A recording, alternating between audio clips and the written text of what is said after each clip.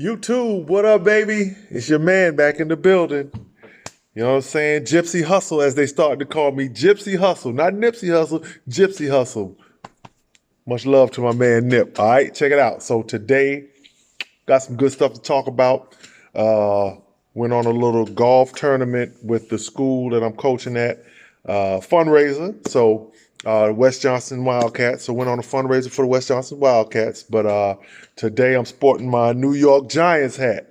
All right, been a Giant fan a while. You know, back when I remember when Joe Pisarcik, late in the game, Joe Pisarcik tried to hand the ball off to, I think it was Doug Kodar, and Herman Edwards, he fumbled it.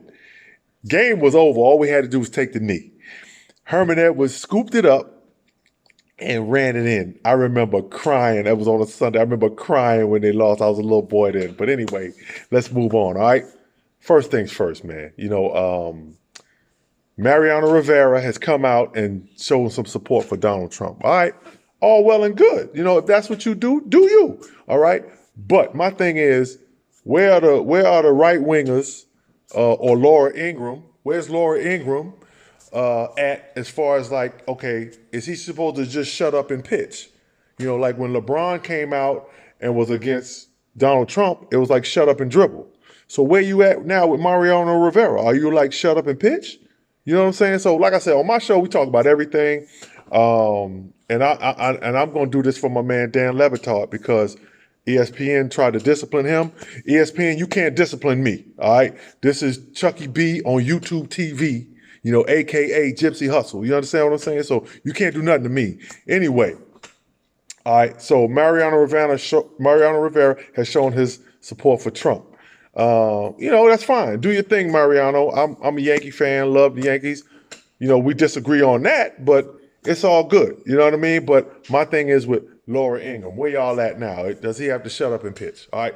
Enough with that. Okay. Now, another thing, another sort of political aspect, a little bit. Okay. Stephen A came out, you know, it's been going around on Facebook and you can see it on YouTube and all that stuff, where the police, I guess it was some police officers walking in the street and some kids dumped some water on them. So the kids were charged with assault or something like that. So they were dumping water on them. So Stephen A. Smith comes out in support of the police. You know what I'm saying? So now I say to you, Stephen A., you know, I know you. I know you from back in the day. Where was your support for Trayvon Martin? You understand what I'm saying? And my man Eton Thomas did a great job of going right at him with that. You know what I'm saying? Where was your support about Ferguson? You know what I'm saying? So this is what gets to me right here. Like people want to talk about, okay, politics don't belong in sports. You know what I'm saying? You should just play the game and it's not your time and that's not your platform and all this stuff. But when you're speaking in their particular favor, I don't hear a word from nobody about, okay, no politics in sports. Don't talk about that. You know what I'm saying? You know, where was your support for Eric Garner, Stephen A.? And I hope you see this. I know you probably won't because I'm small time. I'm really low on the scale, but I hope you see this. You understand what I'm saying? And if you got something to say, you know, I'm not, you know, on a big platform. Say it to my face when you see me. You know, I saw you in Cleveland at the finals. You know, you was acting real cute. I didn't say anything, but you was acting real cute at the finals. I was on the set on First Take. You know, Molly and Max were cool. You weren't. So, you know, where was your support then? All right, we're gonna move on. And if you know Stephen A., get it to him. Let him say something to me. All right. You know, you talk all tough on TV. But anyway, we're not gonna go there. This is a fun show. I'm having a good time. Let's have a good time. All right. I'm for love, but you know, I just don't understand why people are not saying anything about these guys commentating or saying something about these particular political things. You understand what I'm saying? So, all right. Anyway, next thing, holdouts in the NFL. All right. Michael Thomas for the Saints. He wants to be paid, you know, and he should be paid. And this goes back to my whole point. NFL receivers, or not NFL receivers, but NFL players, period, should have guaranteed contracts. You know, they're at much, I mean, all sports, in any sport, you're an injury away from losing your career in any sport, but really in the NFL. You know what I'm saying? You're an injury away from somebody just taking you out. And Michael Thomas is still on his rookie deal, I believe. So he wants to be paid. And I can't blame him. You know, so New Orleans Saints, find a way to pay this guy. All right. Now, Melvin Gordon, same thing. Like I said, Melvin Gordon, I said this before. Melvin Gordon, when he first came into the league, he struggled a little bit with holding on to the ball. But ever since those first few games or that first season, I think Melvin Gordon has fumbled twice in the past 2 years. So, you know, running backs, they seem to devalue the running back. The running back is probably the most valuable, other than the quarterback, the running back might be the most valuable player on the field because without a running game, the defense doesn't have to respect your play action. So you can't if you don't have a Saquon Barkley back there, you can't run no play action because they know if Saquon Barkley, or if Melvin Gordon, I'll use Melvin Gordon as an example. You know what I'm saying? They know that if Melvin Gordon is having a good game running and the O-line is, you know, smashing up top, physically dominating, they got to respect that play action. And without that play action, the receivers won't get open. So the running back is more important than they're letting on to be. So pay Melvin Gordon, all right? Jerry Jones comes out and says that Zeke is late to camp. He won't say it's a holdout. Jerry, wake up. This is a holdout. Zeke wants to get paid. I know he's got like $3 million this year, maybe $9 million next year, but Zeke is the most important player on your offense. Dak is good. But, you know, without Zeke, you know, it showed you when Dallas played, when Ezekiel Elliott was suspended, how good were they? Then when Zeke came back, how good was Dak? How good was Amari Cooper? Because of Zeke. You know, that O-line, now the O-line, don't get me wrong, the O-line, Dallas got probably if not the best, top 3 best offensive lines in football.